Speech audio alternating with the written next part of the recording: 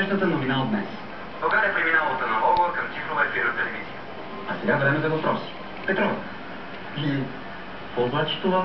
Ефирната телевизия, която приемате безплатно, става цифрова през 2013. Тя пак ще се приема с антена и по нея ще се излучат Както националните телевизии, така и много други Кой програми. ти? При това Снега? качество на картината. Иванови. Так, има ли? Не. И още. Повечето нови телевизори ще приемат сигнала свободно, а по-старите с декодер. Ама как бе, младеж? Как да го свържем? Кабелът на телевизор от едната страна, кабелът на антената от другата. Това е. Всичко за цифровизацията на цифровизация.bg и телефон 0700 123 44. Цифрова ефирна телевизия. Бъдещето е ясно. Гледай нататък. Събота, 20 часа. BTV.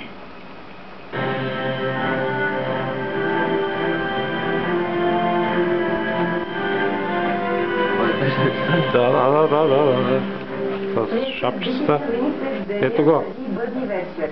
Здравейте, аз съм Мариан Василска. Часове преди Рождество Христово в България пристигна копия на чудотворната икона на Света Богородица Бюджет от Атон. с малкото босък. Катедралата Ютуб. Без замяна на звука. Добър ден! В момента е тържествения ден, който изпроводи с лики и нашествие влизането на чудотворната икона в катедралния... Не изпее една коледна песичка. Тебе? Аз не знам коледни песни. Как не знаеш? Празник Айдер за чудотворната икона засекоха десетки богомолци, имаше и чужденци. Също така мога да ви покажа и в момента как прииждат хората до 12 часа утре. Айде, Марто!